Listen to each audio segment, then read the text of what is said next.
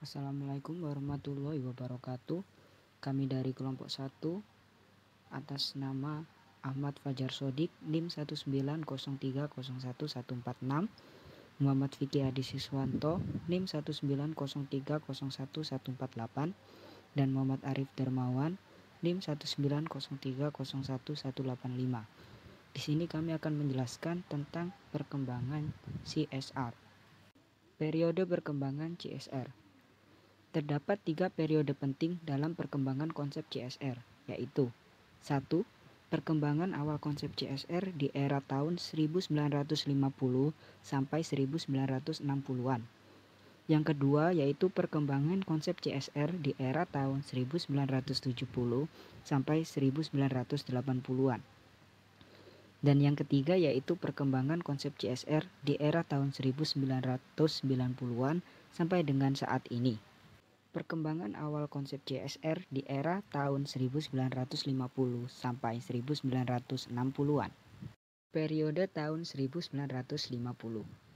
Konsep awal tanggung jawab sosial atau bisa disebut juga social responsibility dikemukakan oleh Howard R. Bowen melalui karyanya yang berjudul Social Responsibilities of the Businessman. Bowen memberikan rumusan tanggung jawab sosial sebagai berikut. It refers to the obligation of businessmen to pursue those policies, to make those decisions, or to follow those lines of action which are desirable in terms of the objective and value of our society. Definisi tanggung jawab sosial yang diberikan oleh Bowen telah memberi landasan awal bagi pengenalan kewajiban pelaku bisnis untuk menetapkan tujuan bisnis yang selaras dengan tujuan dan nilai-nilai masyarakat. Selanjutnya yaitu pada tahun 1960, Keith Davis menambahkan dimensi lain tanggung jawab sosial perusahaan. Pada saat dia merumuskan tanggung jawab sosial sebagai businessman's decision and action taken for a reason at least virtually beyond the firm's direct economic or technical interest. Setelah itu, Davis memperkuat argumennya dengan menegaskan adanya Iron Law of Responsibility. Berkaitan dengan ini, Davis menyatakan bahwa tanggung jawab sosial para pelaku bisnis akan sejalan dengan kekuasaan sosial yang mereka miliki. Oleh karenanya, bila pelaku usaha mengabaikan tanggung jawab sosialnya, maka hal ini bisa mengakibatkan merosotnya kekuatan sosial perusahaan. Selain itu, konsep Davis mengenai Iron Law of Responsibility ini menjadi acuan bagi pentingnya reputasi dan legitimasi publik atas keberadaan suatu perusahaan. Selanjutnya yaitu faktor yang mempengaruhi perkembangan konsep CSR di era tahun 1950 sampai 1960-an. Yang pertama yaitu prinsip derma.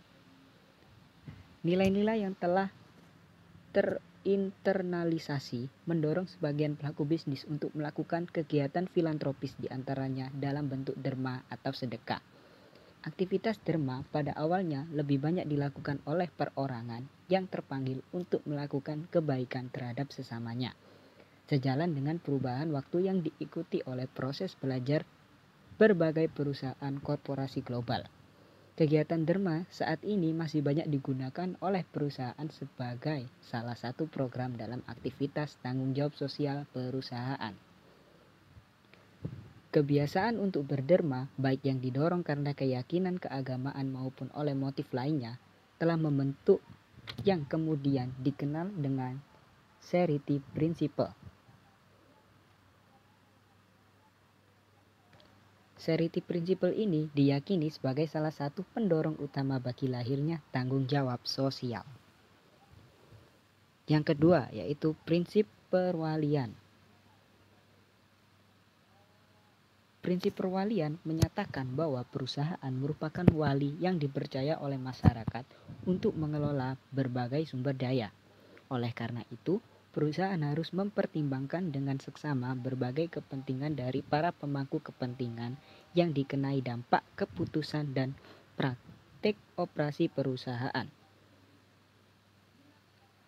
Semakin bertambahnya prinsip ini, maka semakin penting sejalan dengan pengakuan terhadap konsep pemangku kepentingan di mana pemangku kepentingan berpotensi untuk menghambat pencapaian tujuan perusahaan bila kepentingan perusahaan tidak sejalan dengan kepentingan masyarakat secara luas.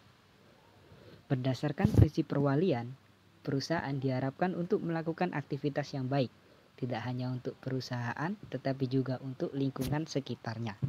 Perkembangan konsep CSR periode tahun 1970 sampai 1980-an. Periode 1970, periode awal tahun 1970-an mencatat babak penting perkembangan konsep CSR ketika para pemimpin perusahaan termuka di Amerika serta para peneliti membentuk Committee for Economic Development. Salah satu pernyataan CED dituangkan oleh laporan berjudul Social Responsibility of Business Corporation. Selanjutnya CED membagi tanggung jawab perusahaan ke dalam 3 lingkaran tanggung jawab, yaitu 1. Lingkaran tanggung jawab terdalam Inner Circle of Responsibility. 2. Lingkaran tanggung jawab pertengahan Intermediate Circle of Responsibility. 3. Lingkungan tanggung jawab terluar Out Circle of Responsibility. Periode 1980. Pada tahun 1909, Carroll membagi komponen CSR menjadi 4 kategori, yaitu 1. Economic Responsibility, 2. Legal Responsibility, 3. Ethical Responsibility, 4. Discretionary Responsibility. Faktor yang mempengaruhi perkembangan konsep CSR di era tahun 1910 sampai 1980-an. 1. Konsep pemangku kepentingan memberikan panduan yang lebih spesifik untuk kata sosial yang digunakan dalam konsep CSR. 2. Perusahaan yang melaksanakan program CSR pada periode ini melalui pencari model CSR yang dapat mengukur dampak CSR terhadap masyarakat. Hal ini mendorong munculnya konsep corporate social performance sebagai penyempurnaan atas konsep CSR sebelumnya. 3. Munculnya varian baru konsep CSR yang disebut dengan corporate citizenship oleh perusahaan multinasional atau MNC. Perkembangan konsep CSR di era tahun 1990-an sampai saat ini. Periode 1990. Pada tahun 1987, The Brundtland Commission mengeluarkan laporan yang berjudul Our Common Future. Salah satu poin penting dari laporan ini yaitu diperkenalkannya konsep pembangunan berkelanjutan, Sustainability Development. Konsep Sustainability Development mengandung 2 ide utama, yaitu 1. Untuk melindungi lingkungan dibutuhkan pembangunan ekonomi. 2. Kendati demikian, pembangunan ekonomi harus memperhatikan keberlanjutan, yakni dengan cara melindungi sumber daya yang dimiliki bumi bagi generasi mendatang. Pengenalan konsep Sustainability Development memberi dampak besar terhadap perkembangan konsep CSR selanjutnya. Salah satu contohnya yaitu pada The Commission for European Communities.